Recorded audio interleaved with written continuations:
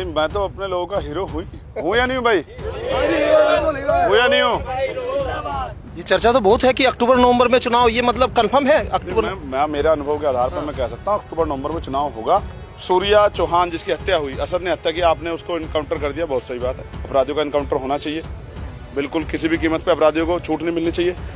उसके घर पे आप बुलडोजर भी चला रहे हैं, लेकिन वहीं त्यागी की भी हत्या हुई है, गोपाल शर्मा की भी हत्या हुई, उनके घर बुलडोजर क्यों नहीं गया आपका? मुस्लिम वोटर्स है, वो समाजवादी पार्टी के साथ भी रहा, कांग्रेस के साथ भी रहा। अब जो लोग नजर देख रहे हैं कि दलित मुस्लिम समीकरण कहीं अगर बनता है आप लोगों के साथ में, एक भरोसे की बात है, वो कैसे भरोसा जो है उनके बीच बनाया जाएगा? अभी मैं जन जी को समझा रहा हूँ, आजाद समाज पार्टी के साथ चलो, आपकी सारी समस्या हल हो जाएगी। योगी आदित्यनाथ के बाद आपको मुख्यमंत्री कुर्सी पर आपको लगता है कि आप बैठने वाले? दोस्तों नमस्कार, स्वागत आपका न्यूज 80 पर। मैं हूं आपके साथ राहुल राणा।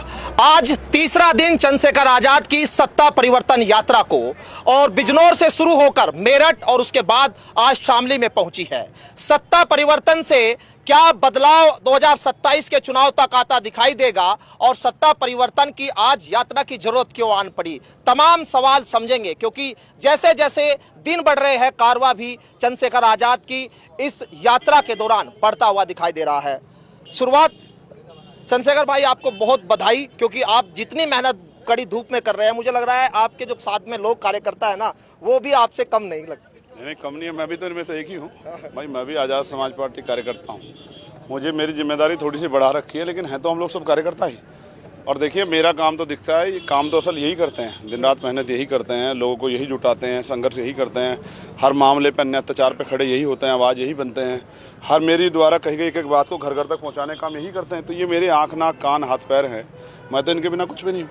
अगर मुझे घमंड हो जाए कि वहीं सब कुछ होता तो ये तो बेवकूफ़ी है। ये हैं तो मैं हूँ, ये ना होते तो मैं भी नहीं होता।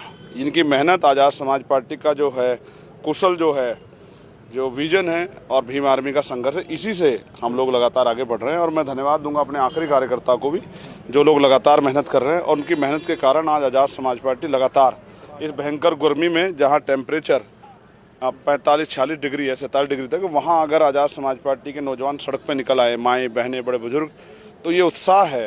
देखिए, कोई भी वही पार्टी आगे बढ़ती है, वही पार्टी रिजल्ट हासिल करती है जिसके कार्यकर्ताओं में उत्साह होता है। अगर इस गर्मी में कार्यकर्ता जुट रहा है तो इसका मतलब उनके अंदर उत्साह है। इसी उत्साह से जो है ये परिणाम में बदलेगा उत्साह।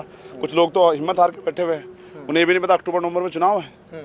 वो जितना चुनाव में आएंगे इतना तो हम लोग एक एक गली गली घुमाएंगे हमारे लोग, और लोगों को तैयार कर देंगे, तो रिजल्ट हमारे फेवर में आएगा, भरोसा है। ये चर्चा तो बहुत है कि अक्टूबर नवंबर में चुनाव, ये मतलब कंफर्म है अक्टूबर? मैं मेरे अनुभव के आधार पर मैं कह सकता हूँ अक्टूबर नवंबर में चुनाव होगा।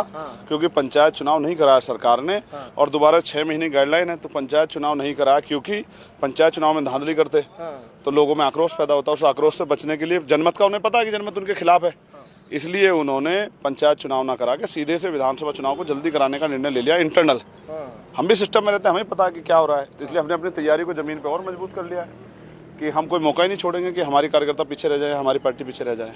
एक सवाल भाई ये उठ रहा है, जब बिजनौर में आपने शुरू की यात्रा तो ऐसा लगा कि आपको यात्रा करने नहीं देंगे, रोक देंगे, लेकिन जब यात्रा रोकने की कोशिश की, आप लोग फिर यात्रा लेकर निकले।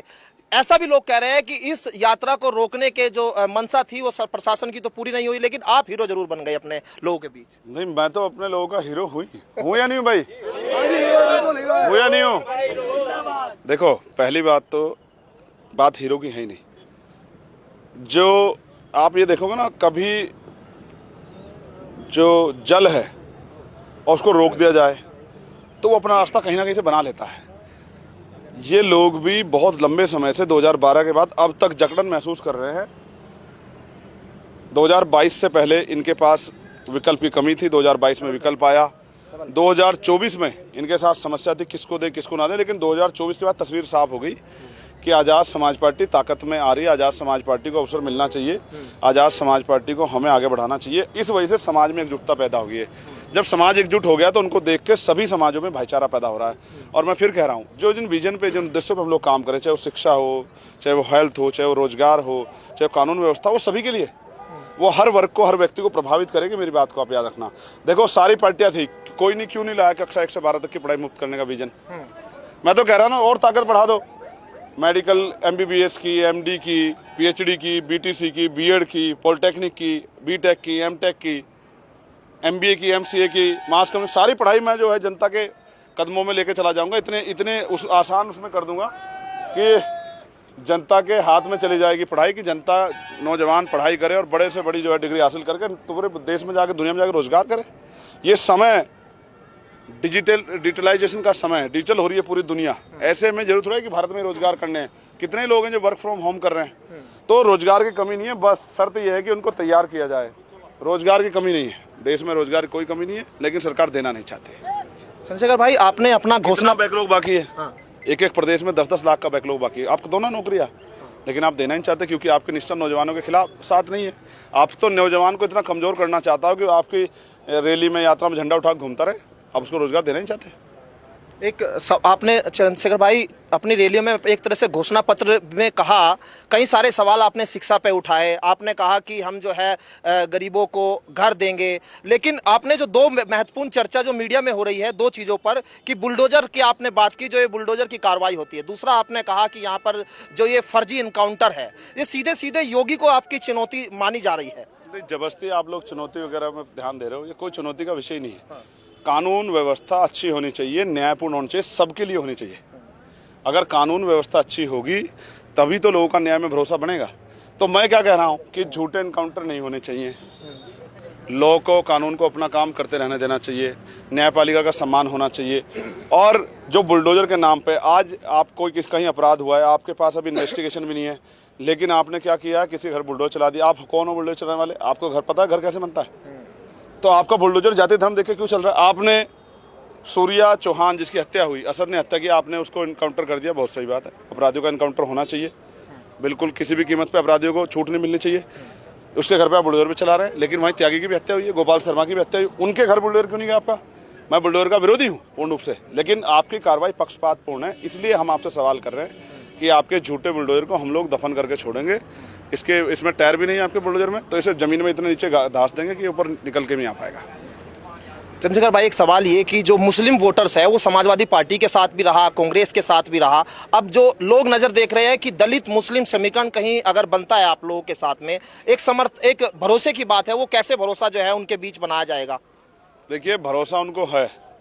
पूरे देश में कहीं भी अन्याय होता है मुस्लिम समाज पे या उनके अधिकारों पे हमला होता है, तो अकेली चंद्रशेखर आज़ाद की आवाज़ पार्लियामेंट में सुनाई देती है और सड़क पर सुनाई देती है। भरोसा उनको है, लेकिन मैंने जितना मुस्लिम समाज को समझा है कि वो जो वोट देता है वो ये देख के देता है कि भारतीय जनता पार्टी भी हार जाए और कोई योग्य व्यक्ति भी चला जाए।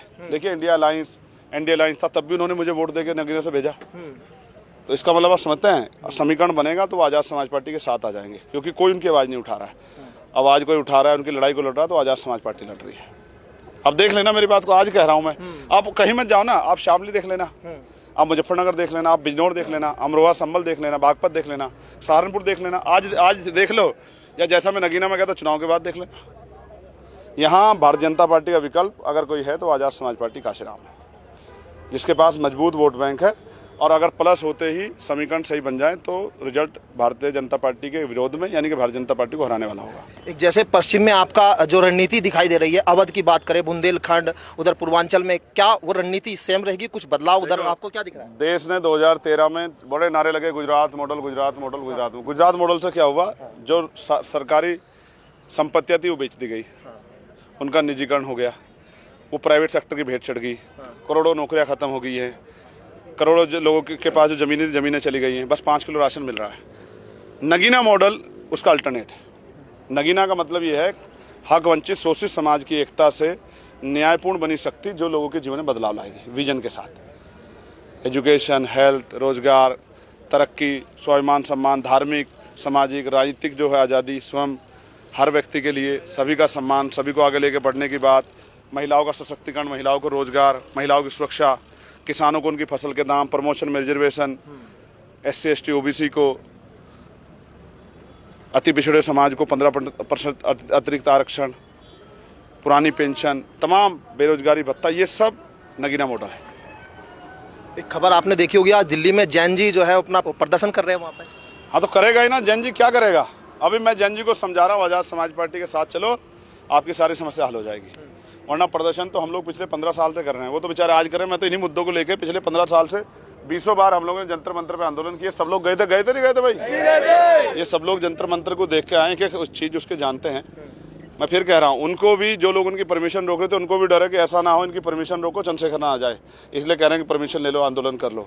समझे? आप यहाँ देखो कितनी हमारी परमिशन रोकी, कितने हमारे लोगों को डिटेन किया। जहाँ जिसने हमें परमिशन दे दी उसी के यहाँ जाकर डराने धमकाने लगी पुलिस कि भाई यहाँ परमिशन मत लो, यहाँ से हट जाओ। तो ये कोई लोकतंत्र है क्या? ये तो डंडा तंत्र है। इस डंडा तंत्र का इलाज भीमार में आजाद समाज पार्टी करेगी। मेरी बात को आप याद रखें। एक आखिरी बस सवाल, योगी आदित्यनाथ के बाद आपको मुख्यमंत्री कुर्सी पर आपको लगता है कि आप बैठने वाले हैं? नहीं, चित्तौड़ साहब बैठ सकते हैं, ये मौसम साहब बैठ सकते हैं, डीपी सिंह साहब बैठ सकते हैं, कमल भाई बैठ सकते हैं, ये प्रवीण साहब, सब लोग बैठ सकते हैं। मैं तो कार्यकर्ता हूँ, मैं तो इनमें सबसे कम काम करता हूँ, ये सबसे ज़्यादा काम करते हैं सब लोग। हमारे प्रदेश अध्यक्ष जी हैं, ये हमारे भाई इरफान, सब लोग बैठ सकते हैं, रविंद्र भाटी जी हैं, किसको ना है? हर कोई हमारे यहाँ, देखिए लोकतंत्र है हमारे यहाँ। अगर असल लोकतंत्र है तो हमारे यहाँ, ठीक है, जहाँ नेता भी, कार्यकर्ता भी, सब लोग एक परिवार के रूप में काम करते हैं। अब तो सब पार्टी के दावे करने लगे कि मैं इतनी सीटें जीतूंगा, आप क्या कहेंगे पार्टी के लिए? कितनी मैं दावे नहीं करता, दावे का काम तो मैंने उनको दे रखा है, धीरेन्द्र शास्त्री जी को। अच्छा, अब मैं मुख्य प्रधानमंत्री से कहूँगा कि वो उनसे आग्रह करें कि नीट की पेपर जहाँ लीक हुआ है उसको बता दे, जिन्होंने पेपर लीक किया है, तो उसको पकड़वा के उस अपराधी को सजा मिल जाए। काहे को CBI ढूंढते फिर रहे हो? पर्ची निकाल देंगे बाबा, आप कह दो उनसे, और बता दो कि आर्थिक मंदी कब दूर होगी, ये भी बता दें वो। अभी एक दिन बोल गए थे वो सरकार खिलाफ, अगले दिन ट्यून बदल गई। समझ रहे हो? यहाँ तो बाबा कुछ नहीं, यहाँ तो राजनीतिक शक्ति जिसके पास है, बाबा भी उसी को प्रणाम करते हैं। ये बात समझ जाओ आप। धन्यवाद आपका, बहुत शुक्रिया बातचीत करने के लिए। और चंद्रशेखर भाई, अब जो है यहाँ पश्चिम में आप देखिए ये जो पड़ाव है वो आगे बढ़ने जा रहा है और यहाँ पर अब कार्यकर्ताओं में जोश है पूरी तरह से दिखाई दे रहा है। अब चंद्रशेखर आज़ाद की जो यात्रा है वो आगे यहाँ पर किस तरह से जो रंग लाएगी, क्या उसका 2027 में बदलाव उससे होने वाला है, वो आने वाले दिनों में तय होगा। लेकिन अब साफ है जो समर्थक है उनमें एक जोश नजर आ रहा है। वीडियो जर्नलिस्ट गौरव राठी के साथ मैं राहुल राणा, न्यूज़ 18 शामली।